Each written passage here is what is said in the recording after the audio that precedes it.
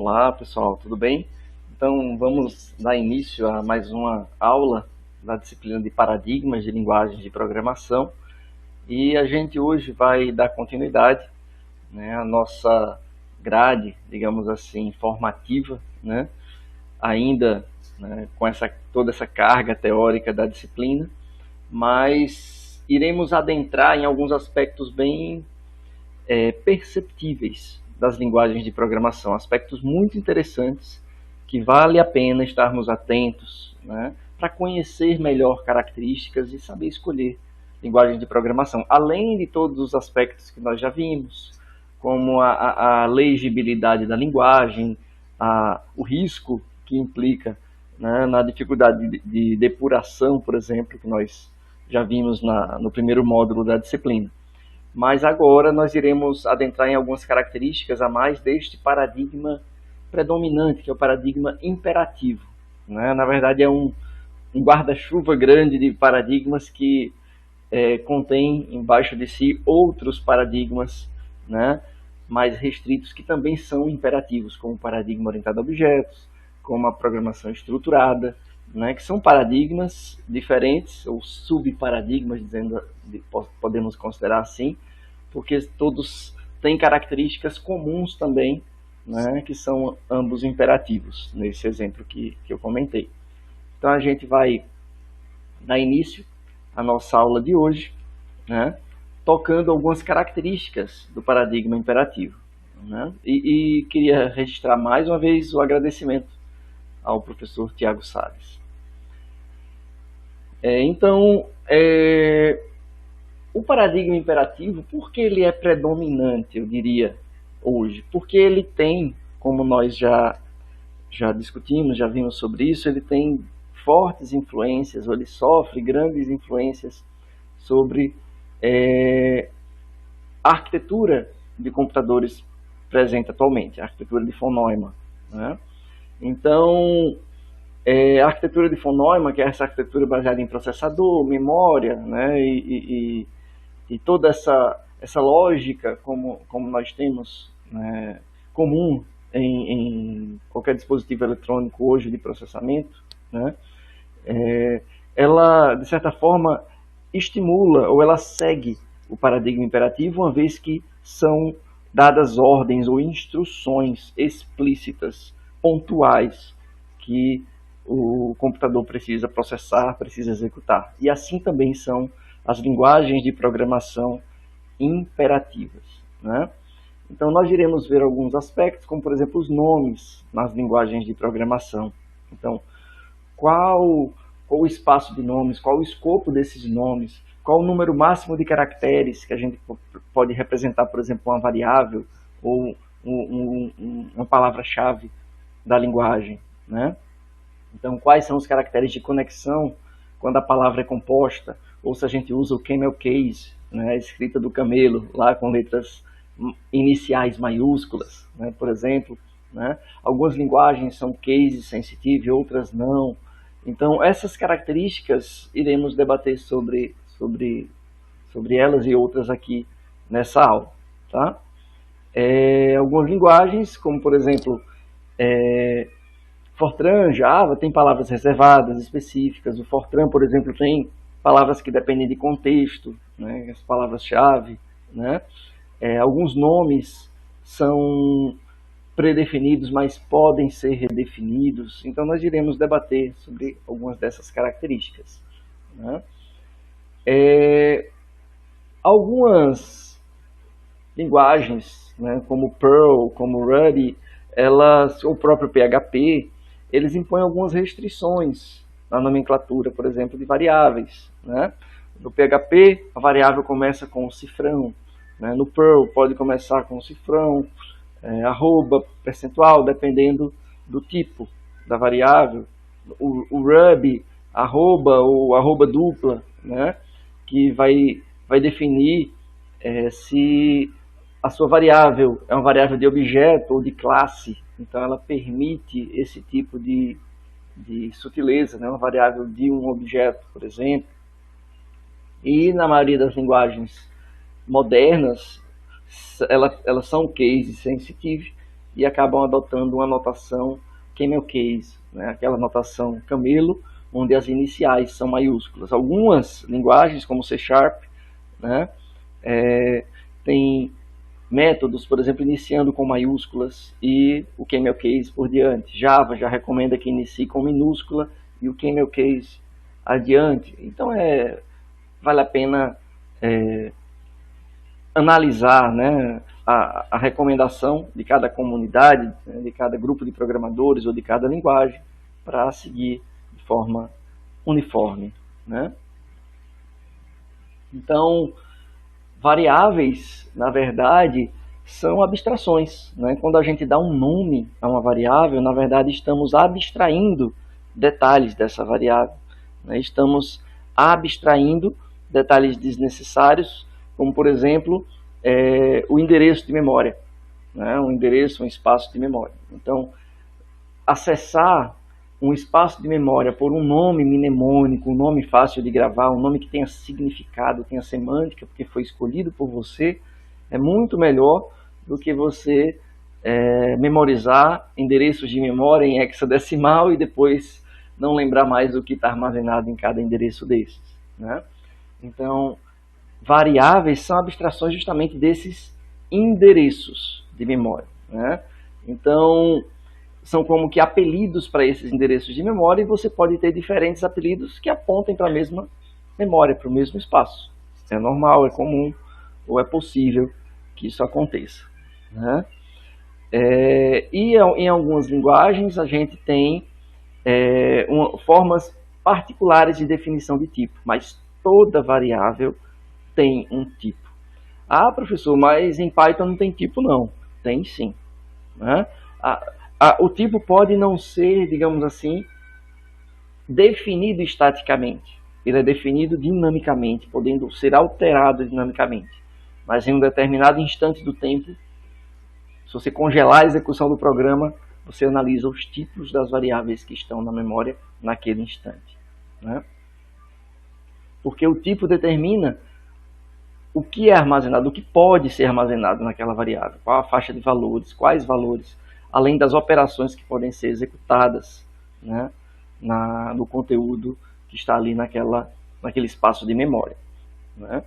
Então, a gente vai ver algumas características ligadas às variáveis ou essas abstrações de memória, como, por exemplo, o intervalo de valores, né, o escopo, né, o tempo de vida, né, a própria forma de escrever os nomes das variáveis, esses apelidos. Então, quando a gente pensa em vinculação e tempo de vinculação, a gente está pensando em como o compilador ou o interpretador considera ou analisa determinados aspectos do código, né, do programa como um todo, né? Então, alguns símbolos de operação, quais são as operações que podem ser exercidas em cada tipo de variável, por exemplo, a soma ou as 4 operações básicas para o inteiro, tem exponenciação, por exemplo, operações matemáticas como um todo, a string pode ter concatenação, né, pode ter outras operações. Então, tudo isso tem que ser definido a priori, né? Tem que ser definido quando se está pensando na linguagem de programação. Então, é em tempo de projeto da linguagem, né, os símbolos de operações. Existe também a possibilidade de se considerar, né, outros fatores, como, por exemplo, o intervalo de valores de um inteiro, qual o inteiro menor da linguagem, qual o maior inteiro da linguagem. Isso tem que ser definido durante a implementação do compilador, a implementação do interpretador, ou até mesmo, eu diria, o projeto do compilador, do interpretador. Então é possível que, não é recomendado, mas é possível que eu tenha compiladores diferentes para uma mesma linguagem e cada compilador tenha um intervalo de inteiros diferente, por exemplo. Um vai até 32.000, outro vai até 50.000 ou 64.000. Então, é possível acontecer esse tipo de diferença, né? E além desses tempos, assim, digamos assim, mais de projeto, mais realmente a priori, existem também verificações ou atribuições que são mais dinâmicas, né? Desde a compilação até mesmo a execução do software. Então, a compilação, a gente diz que os atributos ou os tipos das variáveis, principalmente os tipos inicializados nas linguagens dinâmicas, ou os tipos definidos para cada atributo nas linguagens tipadas estaticamente, né? Então, esse tipo de atribuição, de definição, de reserva de memória para os atributos, etc., isso acontece em tempo de compilação, tá? Em tempo, durante a compilação, a linguagem já gera instruções para a alocação desses espaços de memória, né? Durante a ligação dos códigos objeto, durante o link, digamos assim, a linguagem também detecta chamadas de métodos, por exemplo, chamadas de subprogramas, chamadas de funções, chamadas de métodos, né? E essas chamadas geram meio que uma cadeia de dependência, né? Onde o método pode chamar outro, que pode chamar outro, que pode chamar outro, e isso é resolvido em tempo de link, né? Ainda durante o processo de compilação, não deixa de ser uma etapa da geração do programa executável, né? Antes de iniciar a execução. Há também a associação de memória, né, e variáveis, ou a alocação efetiva, né, da memória, né, por meio dos apelidos, que são as variáveis, que em alguns conjuntos de variáveis, dependendo do conjunto de variáveis, isso acontece em tempo de carregamento. Enquanto o programa está sendo carregado na memória, já se reserva parte da memória que esse programa vai precisar, vai executar. Claro que existem, como veremos, né, na verdade, iremos rever, porque vocês já conhecem esses conceitos, né, que é possível ter escopos mais restritos, onde a variável pode ser alocada em tempo de execução, né, por exemplo, variáveis de funções, né, variáveis dentro dos métodos, definidas nos métodos, elas são alocadas em tempo de execução.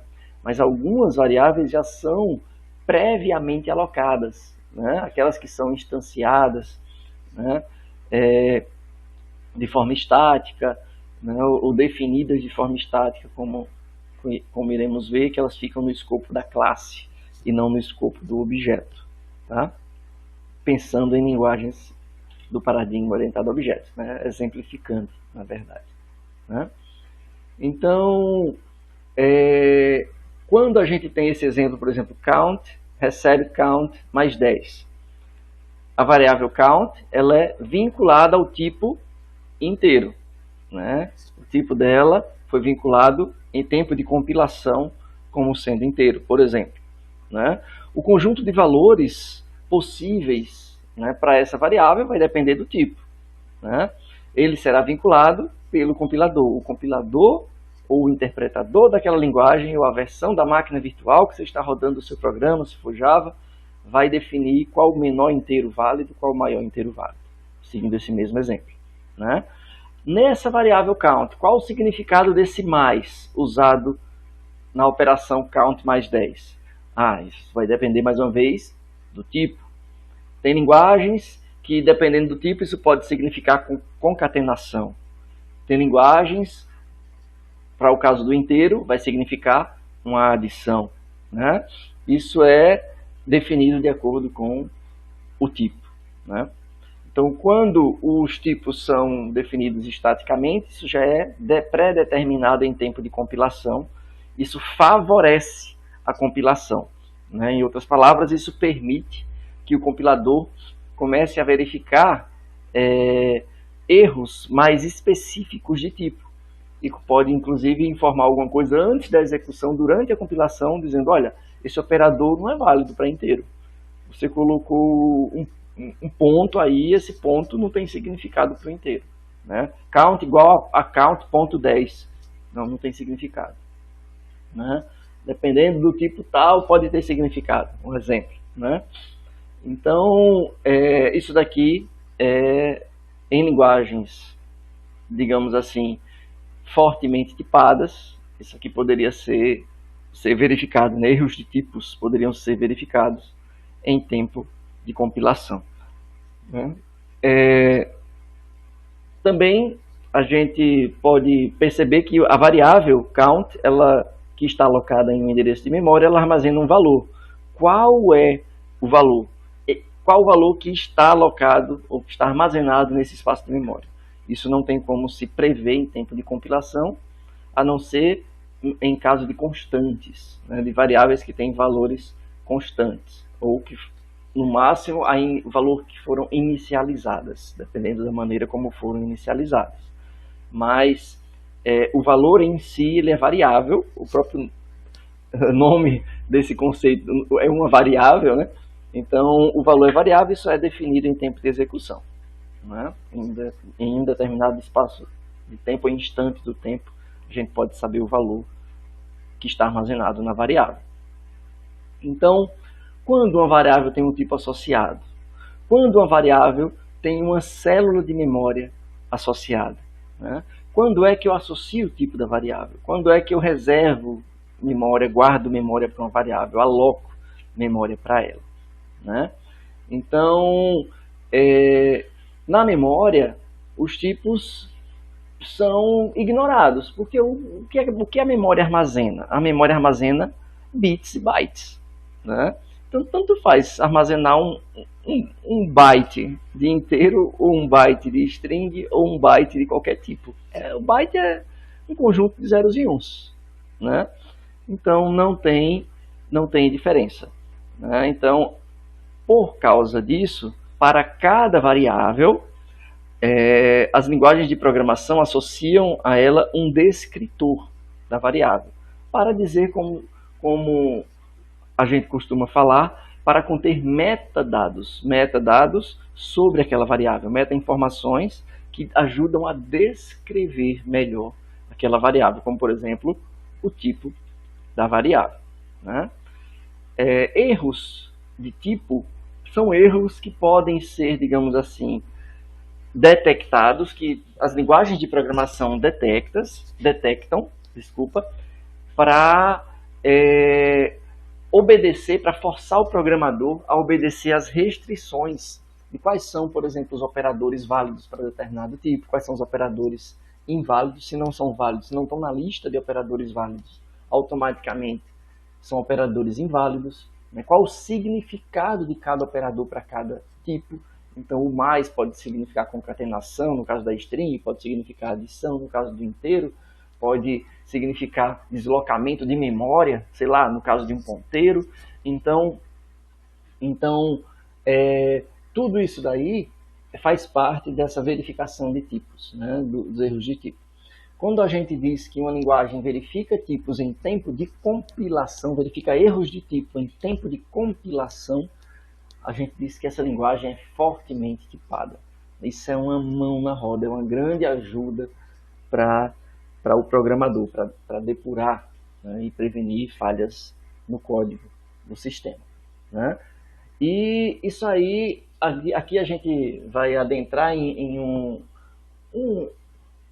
dilema, ou digamos, dois assuntos extremamente próximos e semelhantes, tão semelhantes mas não são iguais, né, que muita gente confunde, né, esses conceitos, que é o conceito da linguagem ser tipada estaticamente ou dinamicamente, né, dinamicamente tipada, estaticamente tipada, e o conceito da tipagem ser forte ou fraca, né? São coisas diferentes. Muita gente diz, não, se é estaticamente tipada quer dizer que tipagem forte. Não necessariamente, né?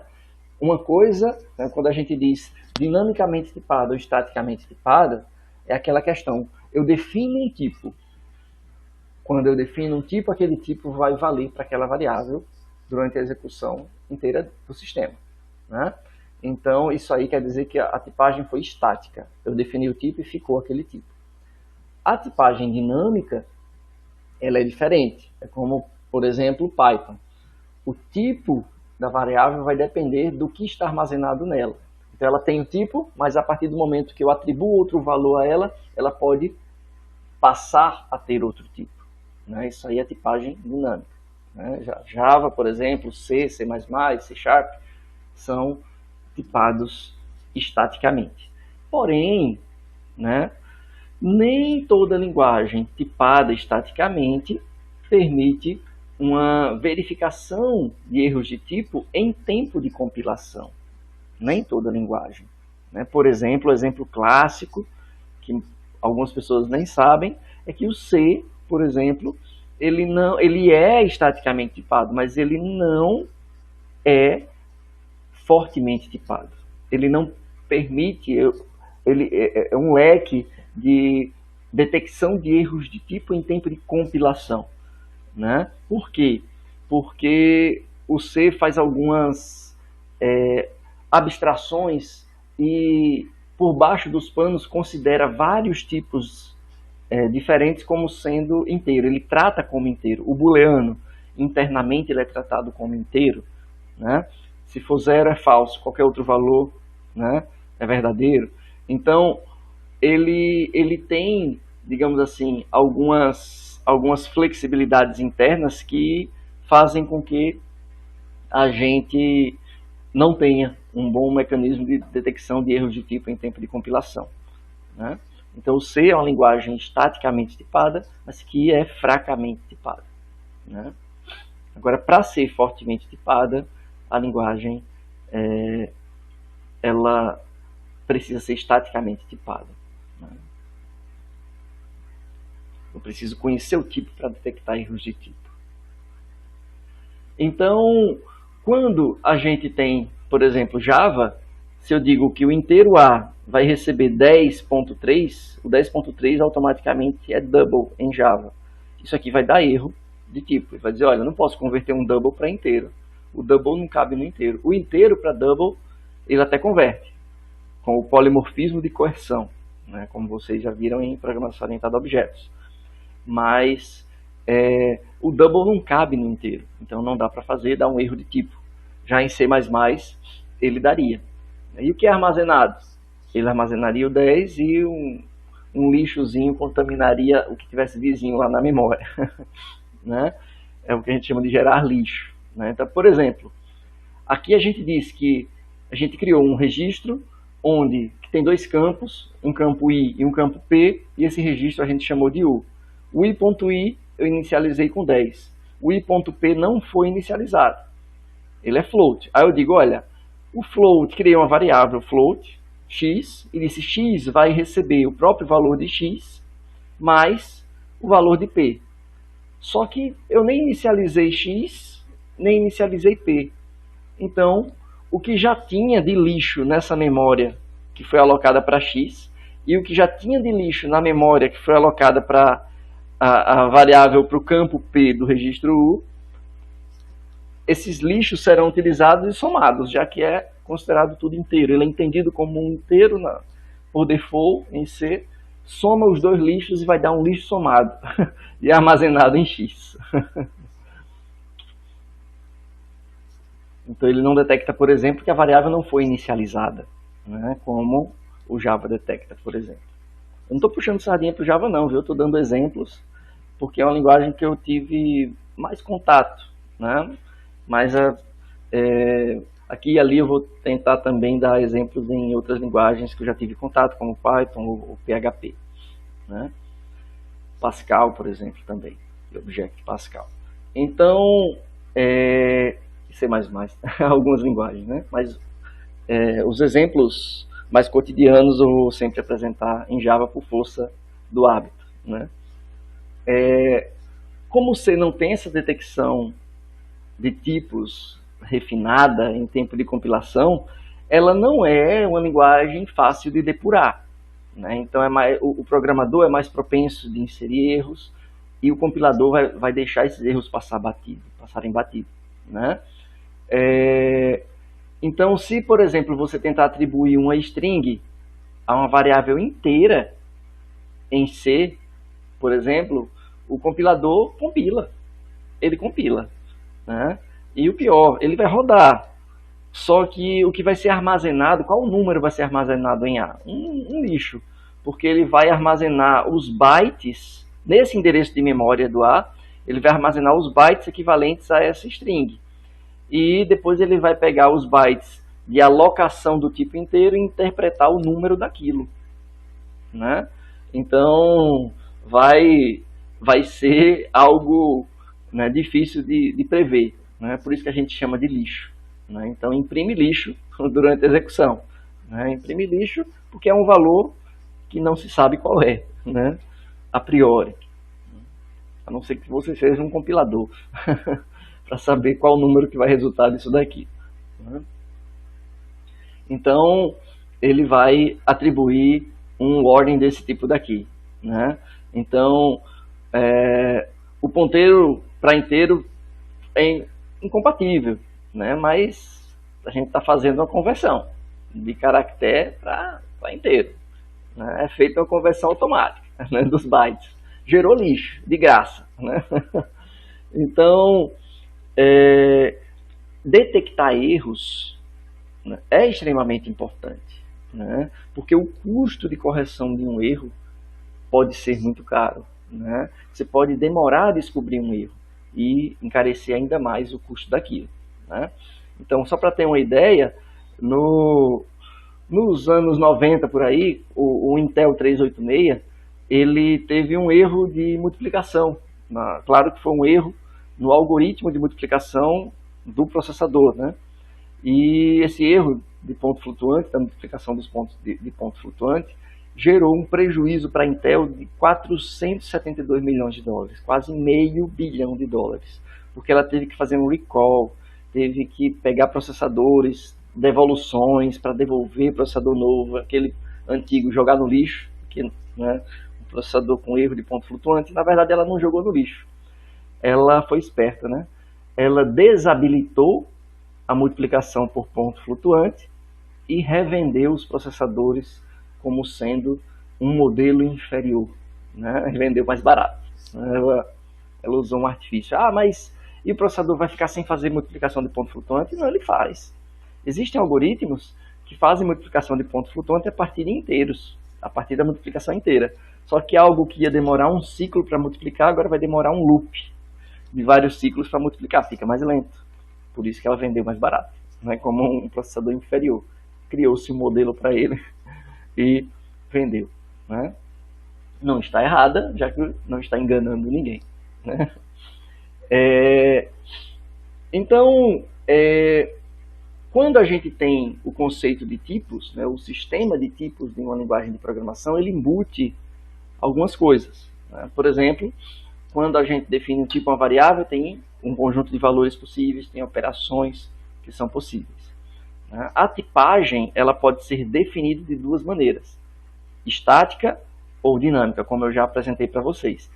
E a verificação de erros de tipo também pode ser feita de duas maneiras, forte ou fraca. Tá?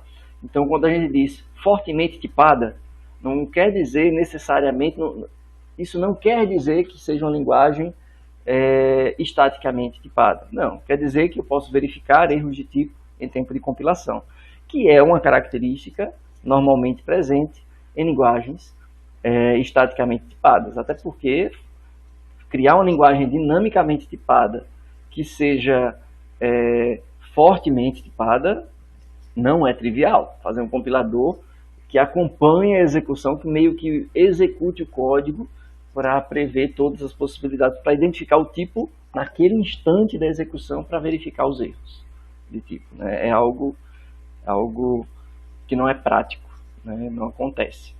Então, são coisas diferentes, mas a gente precisa compreender, né, os dois conceitos. Estaticamente tipada, quando o tipo é definido, ele permanece. Então, é definido antes da execução, como Java, como C, como C Sharp, né?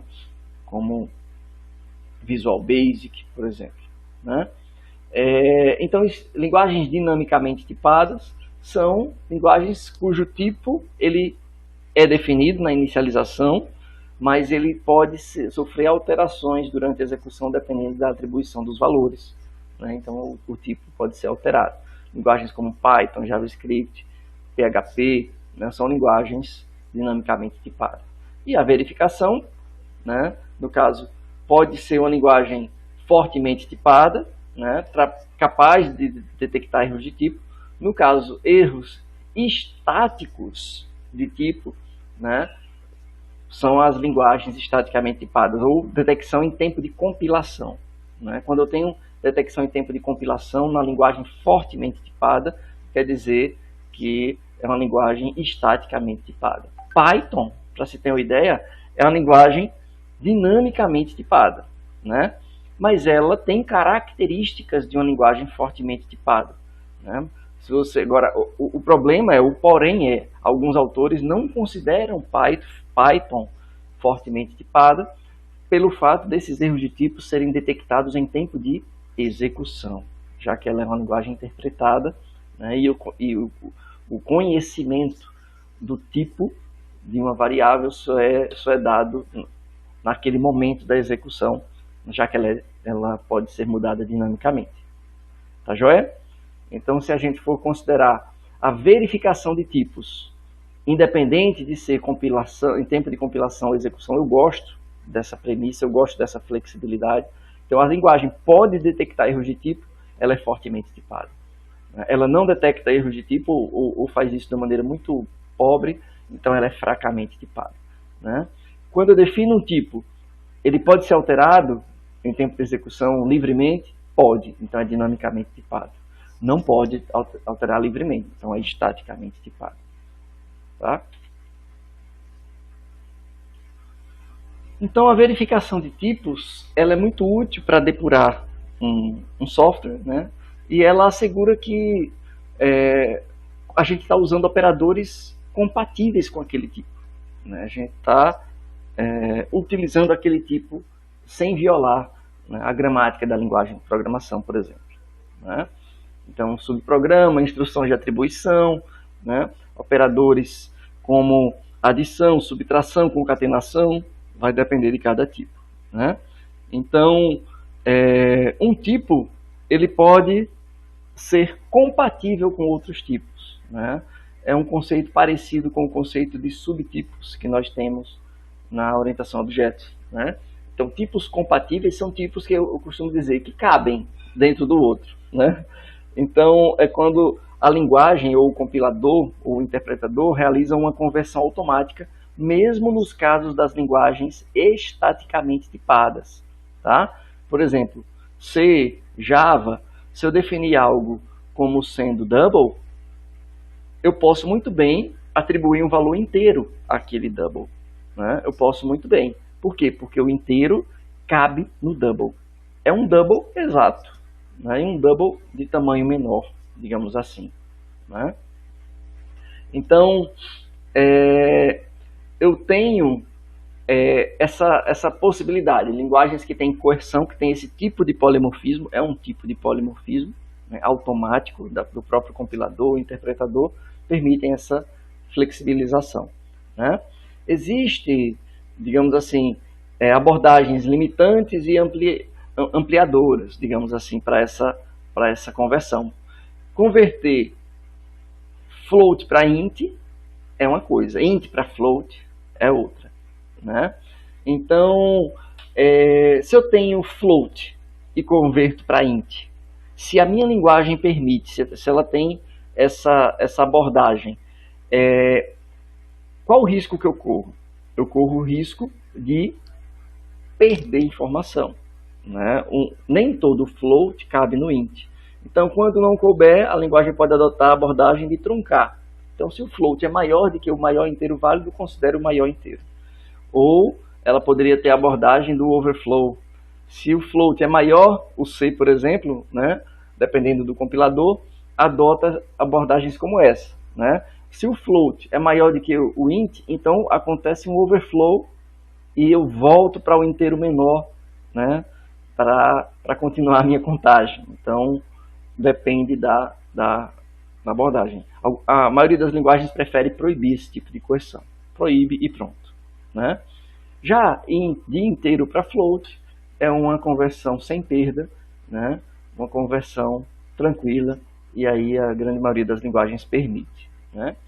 Então, a verificação de tipos, né, ela acontece, né, de forma estática ou de forma dinâmica. A verificação.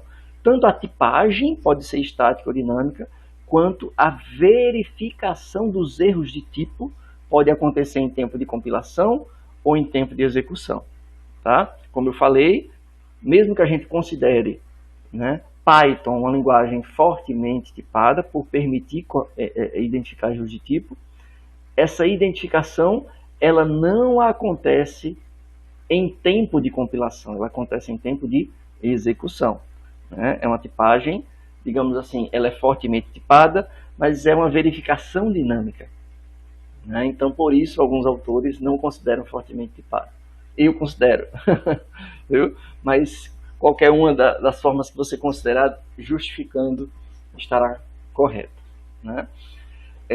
No caso do Java, é em tempo de compilação ou em tempo de execução? No caso do Java, é em tempo de compilação. Mesmo tendo a máquina virtual Java, né, a compilação acontece para bytecode, né, no momento da geração dos bytecodes. Né. Então, quando eu tenho um programa, né, rodando ou compilado em determinadas linguagens, o comportamento do sistema pode variar sutilmente. Como, por exemplo, o momento de alocação de espaços de memória. Né.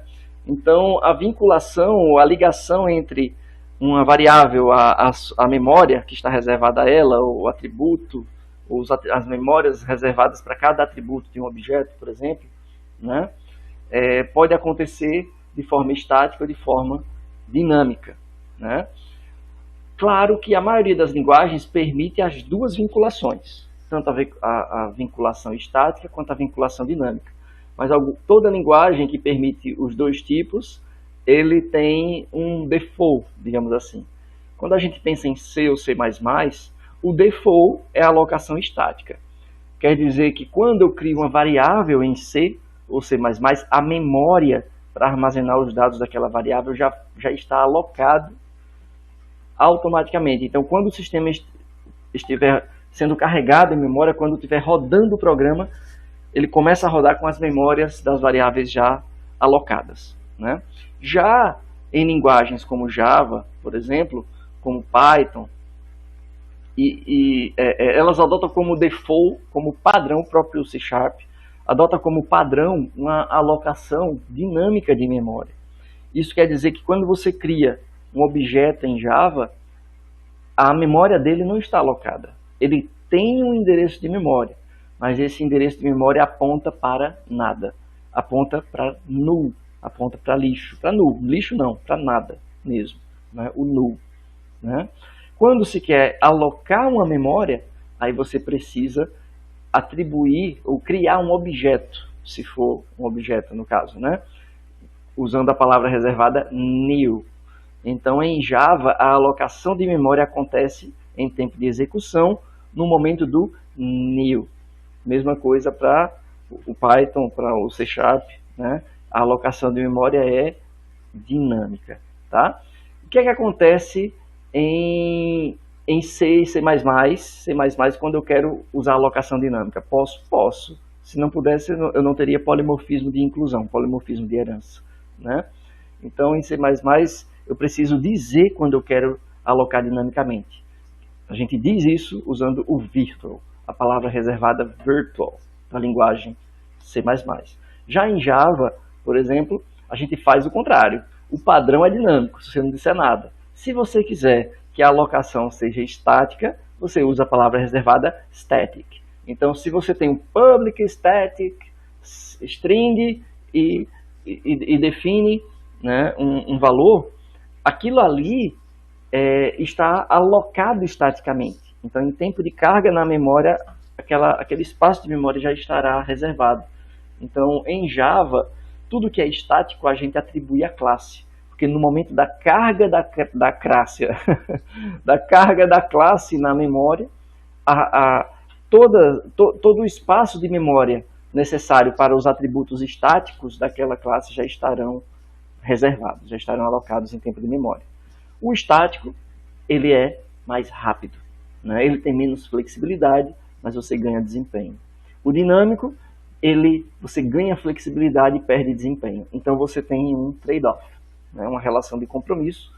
Por padrão, C e C++ optaram por priorizar o desempenho. As linguagens com alocação dinâmica de memória, como Java e Python, optaram por priorizar a flexibilidade, né? Mas, claro, permitindo, no momento que você quer, definir explicitamente que você quer algo estático, né? E vice-versa. Então, os tipos, eles são, digamos assim, podem ser declarados, como nós já vimos, de forma explícita ou implícita. Ou, em outras palavras, né, de forma estática, quando você define nominalmente o tipo de uma variável, né, e aquele tipo permanece durante o ciclo de vida daquela variável, ou implícita, que depende da atribuição, ou depende de alguma convenção da linguagem, né? Então, caracteres especiais, algumas linguagens exigem para aumentar a legibilidade do código, né? Aquela característica que nós vimos no módulo anterior de introdução, né? Então, por exemplo, o PHP, ele usa, o PHP usa o cifrão para variáveis, como um todo. O Perl usa o cifrão para variáveis do tipo escalar. O arroba, quando é array, né? A porcentagem no início do nome da variável para dizer que é um hash, né? Que é um código hash. Então, na verdade, são artifícios que algumas linguagens têm para aumentar a legibilidade do código. Você bate o olho no nome da variável, você já sabe o tipo dela, sem precisar ir para onde ela foi declarada, né? No caso da definição implícita, a declaração implícita do tipo, como o tipo pode variar livremente, dinamicamente, né? Seria a tipagem dinâmica, né? Para o compilador é mais difícil de detectar erros, né? de tipos, erros de codificação. Os erros normalmente não são detectados em tempo de codificação ou de compilação, são detectados em tempo de execução, né? No caso desse exemplo, né, implicit none, ele vai, no caso do Fortran, ele vai indicar ao compilador para não declarar variáveis implicitamente, né? Então, quando alguma linguagem permite esse tipo de flag, né, você pode ter condições, de certa forma, para a definição de tipos, né? Você pode tirar ou dar mais liberdade ao programador, né, para que ele possa construir, digamos assim, o código com menos bugs, né? Então você pode controlar o nível de liberdade que se dá, tá? Então, existe, né, a questão de dois conceitos também parecidos, que é o conceito de declaração de variável e definição de variável, né? Então, quando a gente pensa em alocação de espaço de memória relativo à variável, a gente está falando de definição. É quando a variável efetivamente é criada na memória. Declaração é uma coisa, definição é outra. Então, declaração é você dar nome aos bois, né? Então, eu vou atribuir, eu vou dar nomes às minhas variáveis. Pronto, estou declarando variáveis. Agora, se eu não alocar espaço de memória, eu não criei efetivamente a variável, eu apenas criei nomes de variáveis. É o que a gente chama de declaração. Em C, é possível, né, fazer declaração de variáveis em um arquivo separado, que é o arquivo .h, né? Então, o arquivo de header, você pode declarar as variáveis que serão alocadas por todo o programa que tiver aquele cabeçalho, digamos assim, né? Então, declaração é o que as linguagens que são alocadas dinamicamente fazem quando você cria um objeto sem inicializá-lo, né? Então, aquela criação está declarando variáveis, mas as variáveis são efetivamente definidas ou criadas no momento do new, no momento da alocação de memória. Tá joia? Então, quando a gente vincula, digamos assim, um espaço de memória reservado a um nome de variável, uma declaração, a gente tem a variável completa. Já os tipos, reforçando mais uma vez, podem ser associados ou vinculados estaticamente ou dinamicamente. A tipagem, digamos assim, dinâmica, quer dizer que o tipo pode variar. Note que a gente fica reforçando os conceitos, repetindo em alguns casos. O tipo, no caso, não é declarado explicitamente nesse tipo de linguagem, né? Porque ele pode mudar. Então, a gente cria uma variável e ela pode assumir qualquer tipo. Então, o valor que está naquela variável é que vai identificar o tipo dela. Então, a vinculação ocorre em tempo de execução. Ela é mais flexível, mas deixa mais probabilidade de erro e, consequentemente, o software fica menos confiável, mais difícil de depurar, mais caro de encontrar um bug, corrigir o bug, né? Fica mais difícil, né? E, claro, né, há a possibilidade de ter inferência de tipo, né? Então, você pode, ao determinar, né, o tipo dos operandos, né, você pode tentar inferir o tipo dos operandos para fazer uma verificação de tipo mais precisa, né? Então, quando eu tenho uma inferência de tipo, ou quando eu posso determinar quais são os tipos dos operandos, como é o caso de ML, né, a gente tem uma certa liberdade na hora de descrever, né, assim, uma constante, por exemplo, ou uma variável. Então, nesse caso daqui, o tipo de retorno ele vai ser inferido. A partir do quê? A partir de qual seja o tipo da minha constante.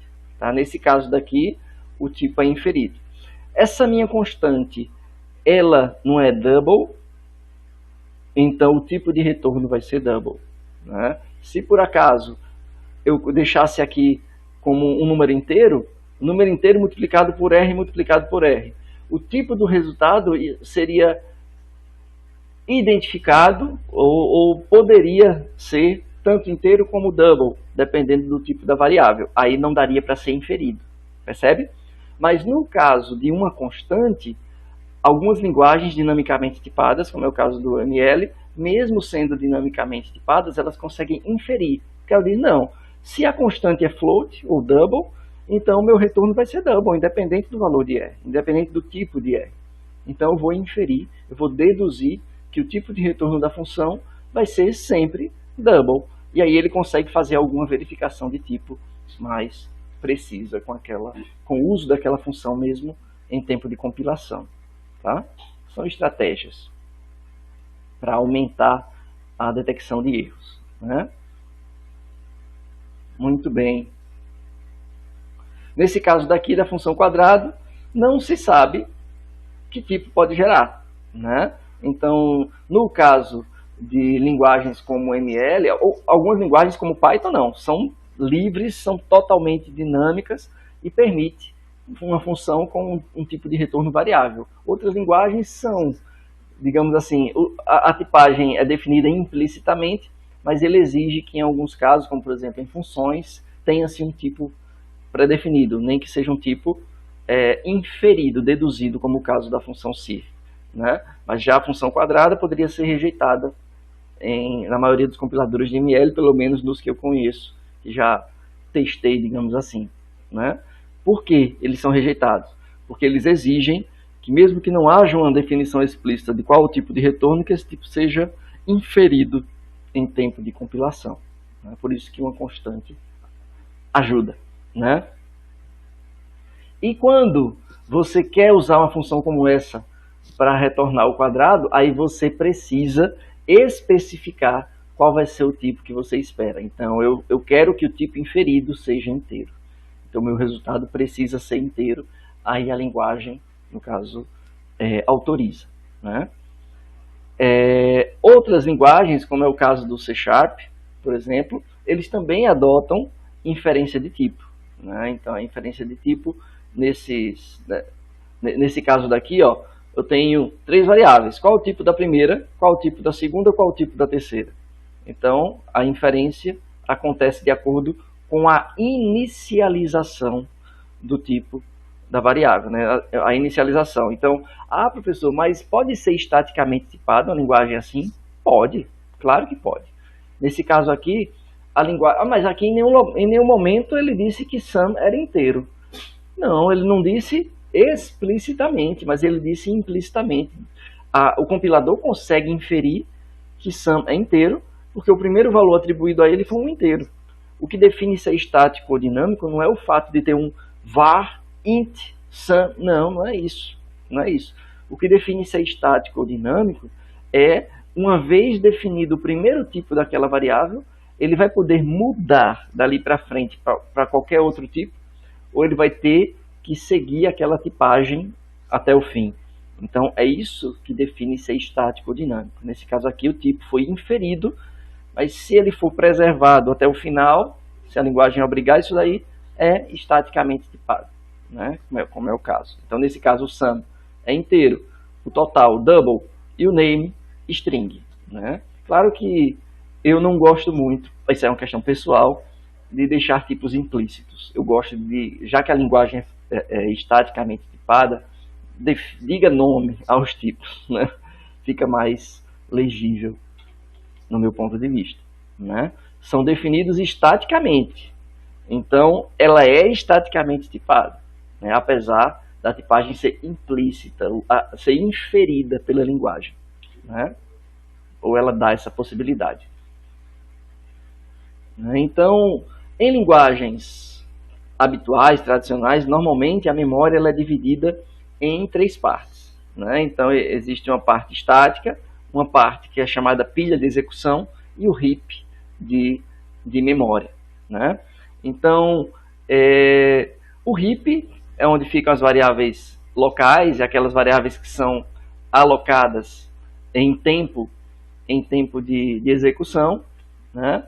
A área estática, né, são aquelas variáveis que já são instanciadas antes da execução de determinada coisa, por exemplo, os parâmetros de uma função, os atributos, né, estáticos de uma classe, no caso do Java, ou qualquer atributo de classe padrão em C++, por exemplo, né, e a pilha de execução é aquela pilha das chamadas. Por exemplo, se um método chama outro método, eu tenho que saber para onde eu retorno quando a execução do segundo método terminar. Então, esses endereços de memória são empilhados para que quando eu terminar a execução de um, eu saiba que o próximo elemento da pilha vai ser exatamente onde eu parei no método anterior para continuar a execução, né? Então, quando a gente tem uma variável, uma coisa que a gente tem que se preocupar é, uma variável aloca a memória. Então, em algum momento, a memória acaba. É um recurso finito. Então, do mesmo jeito que eu aloco memória para uma variável, eu tenho que saber quando eu posso desalocar a memória para liberar espaço para outras variáveis, né? Então, quando a gente aloca uma memória, a gente está vinculando aquele armazenamento, aquele espaço de memória para a variável. Mas quando a variável acaba seu tempo de vida, idealmente ela tem que ser desalocada. Ela tem que desocupar o espaço de memória e liberar para que outras execuções, outras variáveis ocupem. Claro, lembrando que essa alocação e desalocação, principalmente, ela pode ser feita de forma explícita ou implícita, em outras palavras, de forma instrucional, imperativa pelo programador, ou de forma automática, implícita pelo próprio compilador, pela própria máquina virtual, né, ou interpretador da linguagem de programação. Então, em termos de armazenamento, a gente pode alocar, ocupar um espaço ou desalocar, liberar o espaço. Já o tempo de vida de uma variável, né, as variáveis estáticas, elas são, né, armazenadas ali na memória e ficam na memória durante a execução do software. E também tem armazenamento dinâmico, né?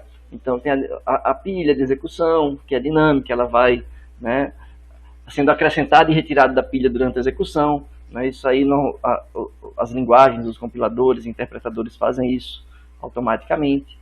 Tem a dinâmica no monte explícitas, né, digamos assim, e as implícitas. Então, tem também a alocação e a desalocação, como eu comentei, que pode ser automático ou não, tá? Então, existem linguagens que exigem que você execute comandos como dispose e apresenta o nome da variável, para dizer, ó, libere espaço dessa variável que eu não preciso mais, né?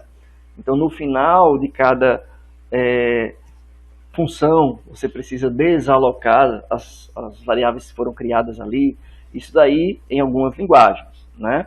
Em outras linguagens, como por exemplo C#, como Java, que foi um dos precursores dessa ideia, existe um conceito de um coletor de lixo que detectam automaticamente que a variável não está mais visível, não está mais, ninguém pode acessar mais aquela variável, porque o escopo dela ela foi criada dentro de uma função, de um método. Esse método já terminou a sua execução e agora não tem mais como acessar aquela variável, não tem mais nenhum apontador para aquela variável no meu código. Então, aquele espaço de memória pode ser desalocado, pode ser liberado automaticamente. Tá? Algumas pessoas argumentam, né, principalmente no início do Garbage Collector, como foi chamado pela linguagem Java, né? Mas é muito melhor você mesmo fazer a administração da memória do que delegar para uma máquina virtual, para um interpretador, seja lá para o que for. Né? Porque o programador pode caprichar mais, porque o programa é dele, ele pode ser mais exigente com alocação e desalocação de memória. Mas só que a questão é que o Garbage Collector evoluiu tanto que é muito mais provável o programador cometer um erro humano e esquecer de desalocar parte das suas variáveis do que o Garbage Collector perder em eficiência, né? Porque ele já chegou no nível de otimização interessante. Se você quer agilizar a ação do Garbage Collector, tem estratégias também. Por exemplo, atribua um valor, se for um objeto, por exemplo, atribua valor nulo para os seus objetos que você não precisa mais. Assim o Garbage Collector vai identificar mais rapidamente que aquele endereço de memória não tem mais ninguém apontando para ele, e ele vai lá e tira do mapa, né? Corta a alocação, né? Então, variáveis estáticas, elas são alocadas antes do início da execução e permanecem na memória até o término do programa. As variáveis que são sensíveis à história, né, elas retêm valores, né, nas execuções. Por exemplo, cada chamada de função aumenta, empilha, né, uma chamada naquela pilha de execução, se for a função recursiva. Né? Por exemplo, ela teria uma dificuldade porque é a mesma função. Né? Então, as variáveis criadas são, digamos assim, são associadas às funções, né, onde elas são criadas, quando eu tenho uma estratégia sensível à história. Então, algumas linguagens, por exemplo, não permitem execução recursiva. Olha, erro, porque você está dentro da função e está chamando ela mesma. Sim, mas eu quero fazer um programa recursivo. Tem linguagem que não permite. Por quê? Porque o gerenciamento de memória é sensível à história. Então, é importante considerar esses fatores. Claro que as linguagens comerciais, hoje em dia, tiram isso de letra e não tem essa restrição forte. Né? Quando a gente tem isso daí, principalmente quando a variável é estática, tá? Isso aí, o fato de ser sensível à história é uma característica de variáveis estáticas.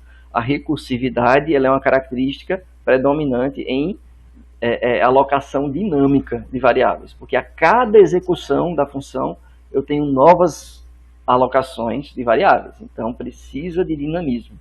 Tá? Então tudo isso é uma consequência mais do fato de ser estático, tá? Essa limitação. Então, as linguagens comerciais, como eu estava dizendo, mesmo aquelas que por padrão são estáticas, elas permitem também alocação dinâmica, ainda que de forma explícita. Né? Então você tem esse trade-off, o que é estático é mais eficiente e o que é dinâmico é mais flexível, e aí você tem essa relação de compromisso. Né? Então, já quando a gente pensa em dinamismo, a gente pensa em alocação em tempo de execução. Então, como vantagem, eu tenho diferentes espaços de memória para os meus métodos, para as minhas funções. Cada chamada de função, eu empilho não só a chamada, mas eu consigo ter um heap de memória onde eu aloco variáveis temporárias, né, variáveis dinâmicas, né, que eu posso desalocar automaticamente ou não, mas eu permito alocar essas variáveis dinamicamente, né? E a desvantagem é que ela não é sensível à história, né? A história no sentido da execução. Então, é uma variável estática, eu altero ela em qualquer momento da execução e o estado é percebido em todo lugar. Mas, em compensação, eu não posso alocar novos espaços durante a execução, né? Por isso que proíbe, dentre outras coisas, a recursão, né? E as linguagens dinâmicas, apesar dessa flexibilidade de alocar a memória em tempo de execução, ela gera um overhead, né? Porque eu não acesso diretamente o dado da variável. Eu vou para um ponteiro que tem a única informação que ele tem é um endereço de memória. Aí sim eu vou para o endereço de memória e pego o valor que está lá, né? Então eu tenho uma indireção a mais, isso gera overhead, gera um certo tempo adicional de execução, né? Então, existem variáveis também, que são variáveis dinâmicas de heap, né? Variáveis dinâmicas de heap, que são as variáveis clássicas, né? Os tipos de dinamismo clássicos, né? Como é o tipo usado, né, em C++, em C, em Pascal, em Java, em C Sharp, em Python, né? São aqueles tipos onde eu tenho instruções explícitas, né, para alocação do espaço de memória, né? Como é o caso do NIL, né, no Java, no C++, em várias linguagens, né, principalmente orientadas a objetos, né?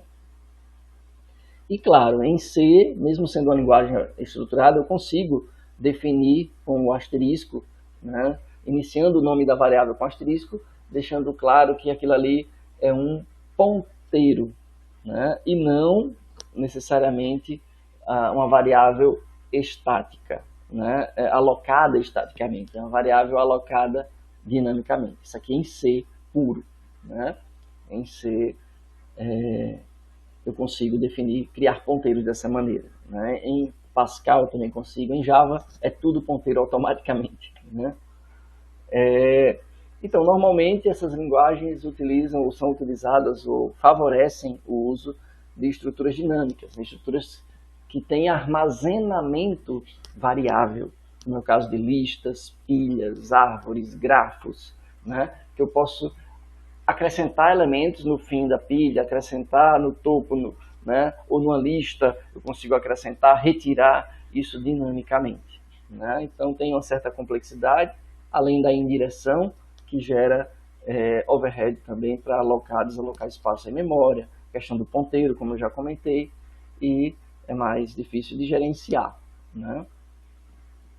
Porque eu só posso alocar quando a memória tem espaço, se não tiver, o compilador precisa reagir de uma certa maneira, ou sair, travar o sistema, seja lá o que for, né? Parar a execução, que é o que normalmente acontece, né? Então existem as variáveis que são implícitas, né?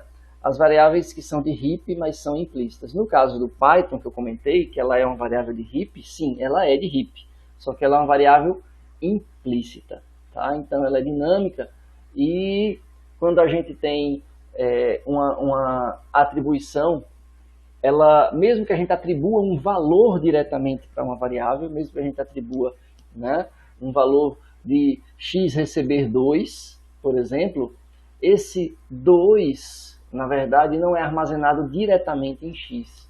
Esse 2 é alocado em um espaço de memória para armazenar ele, e o x vai ser um ponteiro que aponta para esse espaço de memória.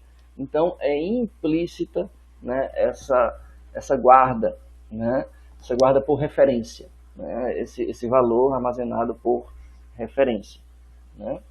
A desvantagem é que você perde, de certa forma, a capacidade de detectar erro, né, principalmente erros de tipo, né. Você consegue, claro, com um esforço um pouco maior em tempo de execução, né. E quando a gente tem Uma variável, toda variável, ela tem um tempo de vida ou um tempo onde ela consegue ser útil, ser utilizada, né? O que a gente chama de escopo. Então, o escopo é o espaço do meu programa onde eu consigo acessar aquela variável, né? Então, é usado para definir o grau de ocultação de um dado, né? Por exemplo, então tem variáveis que são invisíveis em determinados escopos de execução, né? Variáveis criadas dentro da função, dentro do método, não podem ser acessadas de outro método, de fora ou até de fora daquele método. O escopo é localizado. Variáveis criadas, no caso do Java, dentro de um for, eles só são acessados naquele for, né? Então, o escopo em Java, por exemplo, ele é determinado pela chave, abre chave, fecha chave. Então, isso daí determina o escopo, né, a duração daquela variável, né? Acabou o escopo, o garbage collector vai lá, no caso do Java, automaticamente libera a memória, né? O escopo, normalmente ele está ligado à definição da variável, né, o local onde ela foi definida, né? Se ela foi definida como um atributo, então ela vai valer para toda a classe, ela vai ser, né, mantida durante toda a vida do objeto, ou dos objetos daquela classe, né? Por exemplo, as referências podem ser consideradas locais, o escopo mais restrito, o escopo mais dinâmico ali, né, que acaba mais rápido, ou também, né, referências não locais, né, referências fora do escopo de definição. Por exemplo, as variáveis estáticas, né? O escopo de um nome ele pode referenciar nomes mesmo antes da declaração, né, da variável. Então, eu consigo usar uma variável mesmo antes dela ter sido declarada. Por exemplo, vocês sabiam que é possível declarar os atributos de uma classe após os métodos? É possível, né? É possível você... Eu tenho o hábito de declarar antes porque é um hábito por consequência da UML, né? Quando a gente pensa numa classe UML, tem primeira faixa o nome, segunda faixa atributo, terceira faixa operações e métodos. Então, eu acabei adquirindo o hábito, e a grande maioria das pessoas, de seguir essa sequência. Mas você pode muito bem criar atributos em qualquer ponto, entre um método e outro, no final da classe, depois de todos os métodos, né? Claro que não é legível você espalhar a criação, é bom você concentrar, ou antes ou depois de tudo, para ficar mais organizado, né?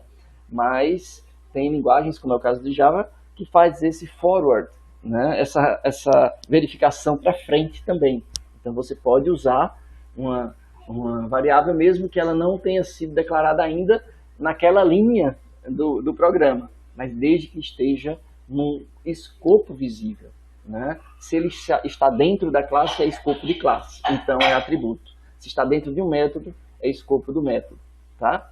Então, no caso dos atributos, ele faz essa referência forward, tá?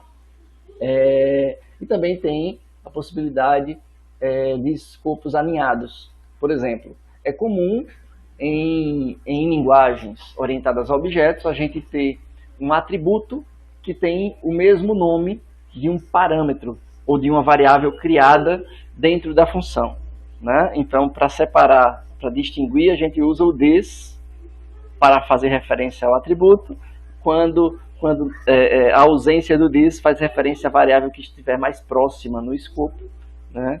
Que normalmente não é o atributo, já que tem mais de uma variável com o mesmo nome. Então, a maioria das linguagens orientadas a objetos permitem esse tipo de reuso do nome, né? Do nome de um atributo, por exemplo, desde que em escopos diferentes, né? Então, está aqui um exemplo de um método de ordenação, um método sort, né? Uma função de ordenação, melhor dizendo, né? Essa função, o procedimento, dependendo da linguagem, né? Pode chamar de procedimento no caso do Pascal. Ela tem dois parâmetros, um array de float, que é o que vai ser ordenado, né? E o tamanho, digamos assim, né, o número de elementos que vai ser ordenado. Né? E aqui ele usa 2for para fazer uma espécie de bubble sort, né? E fazendo as trocas, né? As trocas de valores, para que quando chegar no final, ele tem todos os floats ordenados. Né? Note que nesse caso daqui eu tenho variáveis como os meus parâmetros, né? São variáveis que estão no escopo inteiro da minha função, né? São visíveis de forma integral na minha função. Já as variáveis i e j são visíveis a partir da linha 2, mas ainda no escopo da minha função. Né? Eu posso muito bem criar outras variáveis, como a gente cria aqui, por exemplo, a variável t, ela foi criada apenas dentro desse if mais interno. Tá? Então, esse t aqui tem um escopo restrito ao if. Tá? Então, fora do if, antes ou depois, mesmo depois, ele não consegue ser enxergado. Então, se eu não desalocar em algumas linguagens o t antes de sair do if, ele vai ficar ocupando memória, mesmo sendo inútil, e o meu sistema logo vai topar a memória do computador. Eu acabei de fazer um vírus, né? Se, claro, o sistema operacional não tivesse proteção contra isso. Em muitas linguagens que têm controle automático de lixo de memória, né, liberação de memória, acabou o escopo, essa variável já é liberada. Tá? Então, o escopo ele pode ser classificado como estático ou dinâmico. Né? Então, o escopo estático ele é definido em tempo de compilação, por exemplo, os atributos. Né? Então, a gente já liga ou associa, né, o nome a um conjunto de propriedades, né, um conjunto de palavras reservadas que eu posso utilizar. Por exemplo, um atributo, eu consigo fazer referência a ele usando o this ponto alguma coisa.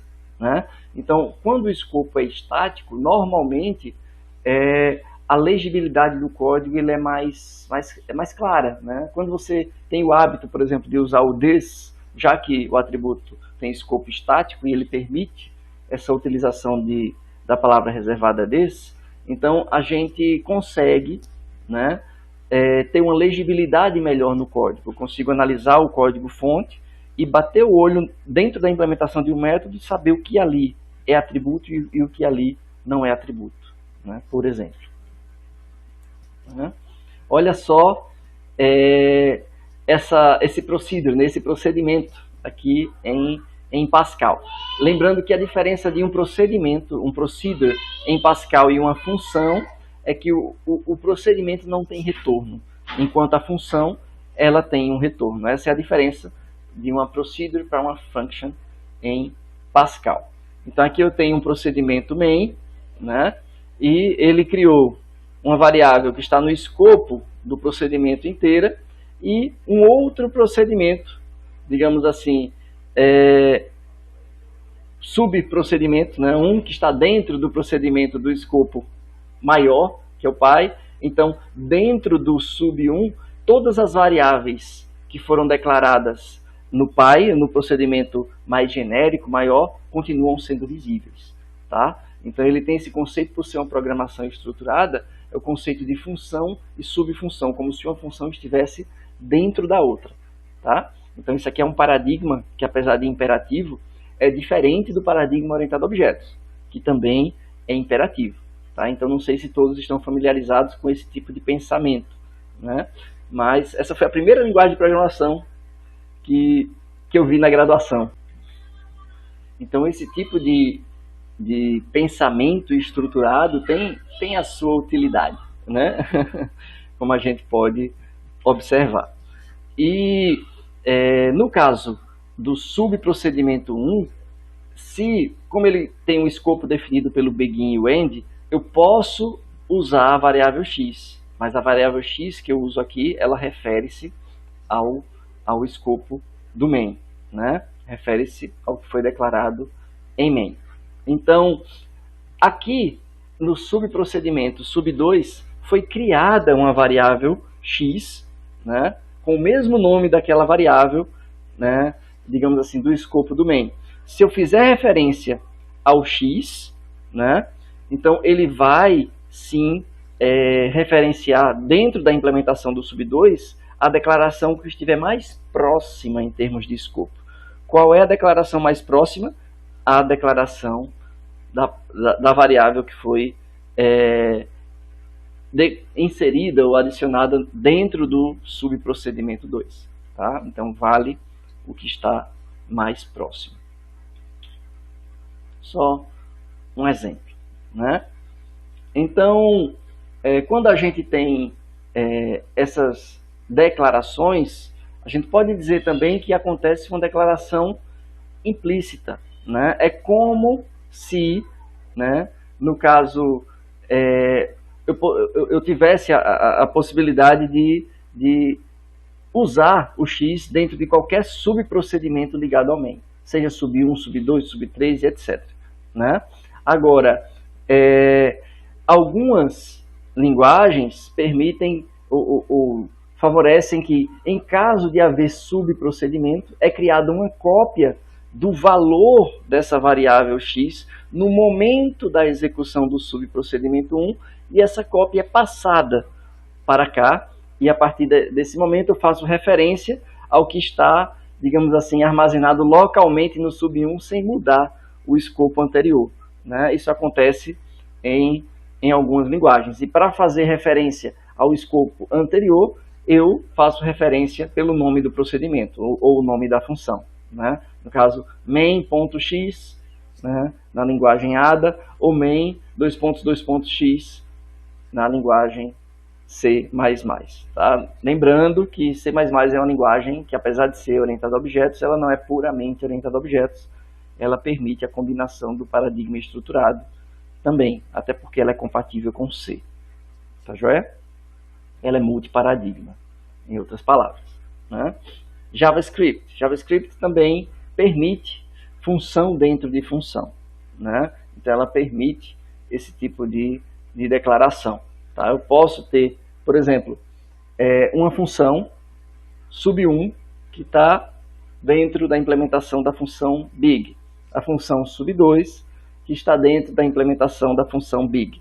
E aqui a gente criou uma variável x que está no escopo da função big e não de nenhuma subfunção.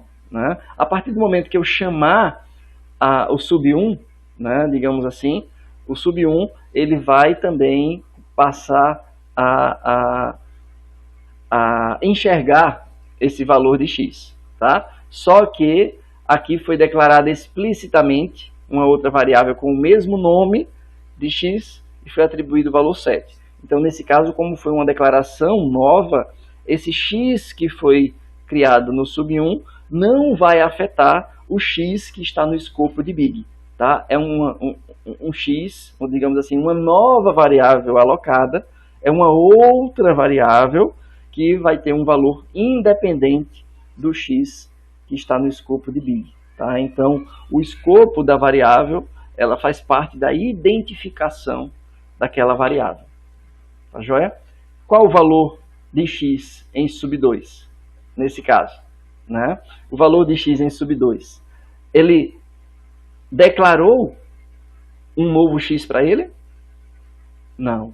Então, quando eu chamei a execução sub1, né? Sub1, ele definiu um valor de x, atribuiu como 7, e ele chamou o sub2. Qual vai ser o valor do sub2? Quem chamou o sub2? Foi sub1. Mas sub1 mudou o valor de uma variável local que ele fez questão de recriar. Então, o valor da variável no escopo mais global, no escopo maior, no escopo de big, foi preservado, e é 3. E esse valor é o que o sub2 lê.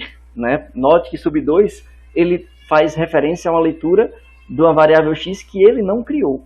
Então, essa variável x foi importada, ou incorporada, ou herdada, né? Usando a nomenclatura mais orientada a objetos, do escopo superior a ele, que nesse caso aqui é o escopo de x. Mas esse tipo de pensamento eu usei até de forma errada, peço desculpa aí, o herdado, né? Porque esse tipo de raciocínio é mais estruturado, tá? O raciocínio de subprocedimentos ou subfunções, tá?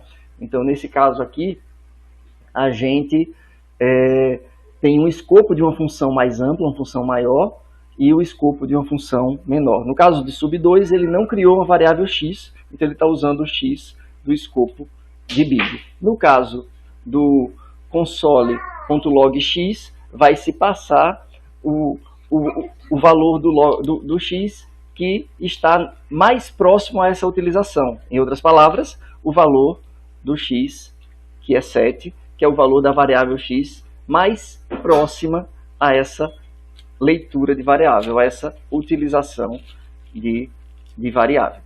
Tá joia? Muito bem. Existem também escopos determinados ou delimitados por blocos, tá? Então, quando a gente tem uma linguagem que permite declarações ocultas por blocos, como é o caso de C, né, a gente tem aqui num contexto maior antes do while, imagine que isso tudo, esse código inteiro, está dentro da implementação de uma função, né? Então, eu tenho aqui uma variável count, que está declarada antes do while, e dentro do meu while, que o while define um bloco de existência, um bloco de escopo, eu criei uma outra variável com o mesmo nome do count que está antes do while. Então, nesse caso daqui, o meu incremento count mais vai afetar quem? Ele vai afetar quem está mais próximo, o count do meu while, tá? Então, note que isso aqui poderia causar um problema, né, se por acaso na minha declaração da condição do while eu fizesse referência ao count mais externo, e aqui eu não estaria alterando ele, caso o programador tivesse feito isso achando que iria afetar o count anterior. Então a linguagem C permite que eu tenha duas variáveis com exatamente o mesmo nome dentro de uma função, desde que elas estejam no escopo de blocos diferentes. Para evitar esse tipo de erro que a linguagem pode induzir o programador, algumas linguagens que também têm um conceito de escopo de bloco, elas não permitem, né, que eu tenha variáveis com o mesmo nome, né, mesmo que eu tenha blocos diferentes dentro de uma mesma função ou método, como é o caso do Java e C#, que eles são sensíveis a erros. Eles vão dizer que aquela linguagem, aquele nome de variável está duplicado, porque eu tenho duas variáveis count. Sim, só recapitulando, voltando um detalhe, aqui, esse valor que nós vimos em JavaScript, por exemplo, no sub2, né, ficou fácil a gente depurar e saber que aqui o valor de x é 3, porque o valor de x faz referência a algo global, mesmo que ele tenha sido chamado dentro de uma função que também tem uma variável com o mesmo nome, mas o x de sub2 faz referência a uma variável que é do escopo maior, tá? Aí nesse caso isso acontece porque o escopo é estático, né? A declaração de escopo é estática. Agora, se a gente tivesse uma linguagem com escopo dinâmico, como é o caso de Pascal, por exemplo, ela se torna muito mais difícil de depurar o software, né? Muito mais flexível, mas muito mais difícil de depurar. A gente vai ver. Porque nesse caso, a determinação do escopo depende do momento que eu chamo a execução do método, né? Ou da função, no caso do Pascal, função ou procedimento, já que ele não tem método, não é orientado a objetos, né? Então, se o escopo é dinâmico, o x que alguma função use vai depender também de quem está chamando, das variáveis que estão presentes no escopo de quem chamou aquela função. Vai ficar mais claro quando eu mostrar um exemplo daqui a pouco, tá? Então depende da sequência de chamada, né? A procura pela declaração é pelos ancestrais na cadeia de chamada, na cadeia dinâmica, na cadeia de execução do software, tá? Então verifica-se localmente e dinamicamente com os pais da chamada, não os pais no sentido do supertipo, mas de quem chamou, tá joia?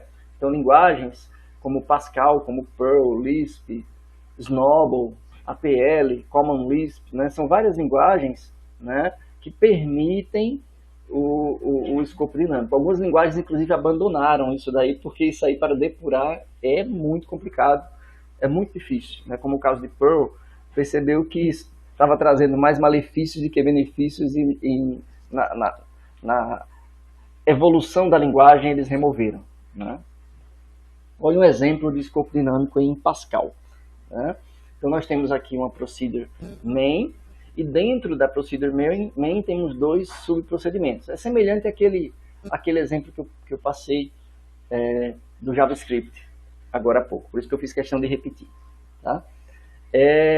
Aqui a gente tem uma variável x, que foi declarada no escopo de main, e no meu subprocedimento sub1, né, ele faz uso da variável x, beleza? Só que por ser um escopo dinâmico, esse x pode ser o x de main ou não, dependendo de quem chamou o subprocedimento. Por exemplo, se eu tenho um subprocedimento 2 que criou também uma variável x internamente, então o x daqui é um x mais interno, é um escopo diferente do x do main, o x do sub2. Mas se na minha implementação de sub2 eu fizer chamada a sub1, quando o sub1 usar um valor de x ou modificar um valor de x, o x que vai ser usado ou modificado é o x de quem chamou, é o x mais próximo de quem chamou. Então, se sub2 chamou e sub2 tem um x, o x que vai ser modificado é a variável do sub2. Já no meu programa principal, quando eu chamar sub1, o x que vai ser alterado é o x do meu escopo mais próximo. O mais próximo do main é o x que está definido no main. Percebe como fica complicado depurar o software? Né? Então, eu tenho duas chamadas, né, para sub1. Uma dentro de sub2, quando chamo sub2, sub2 chama sub1, o x que vai ser usado aqui é a referência mais próxima dessa chamada. Então, vai ser o x de sub2 aqui. Tá? Então, a declaração de sub2 é dinâmica. Né? Então, nesse caso, é sub2. Já quando eu tenho uma chamada direta a sub1, no caso do main, o mais próximo, já que ele não tem, o sub1 não tem um x, o mais próximo é o do próprio main, que foi a variável criada por ele. Tudo bem? Pronto. Então, quando eu tenho um escopo dinâmico, as variáveis elas não podem ser determinadas estaticamente, né? Porque elas só são determinadas pela cadeia de execução, de chamada dos métodos. Então, nem sempre são as mesmas. Né? A chamada pode vir de diversos chamadores, né? Que podem ter variáveis com os mesmos nomes. Então, as variáveis são sempre visíveis, independente da proximidade. Né? Então, quando eu chamo alguém, eu dou visibilidade das minhas variáveis a quem eu chamo, né? Nessas linguagens. Né? Então, os programas ficam menos confiáveis, dificulta a legibilidade, a manutenção, a chance de ter efeitos colaterais é muito grande. Eu posso criar uma variável ali sem perceber que eu estou usando uma variável de outro escopo e acabo bagunçando tudo. Né? Então, é melhor disciplinar, isso é uma questão pessoal, e a história mostra isso. Né? A história da evolução das linguagens de programação, que isso traz mais problemas do que vantagens. Se tornou mais uma questão teórica, né, do que uma utilidade mesmo prática. Né? Gera dificuldade, legibilidade, perde eficiência. Né?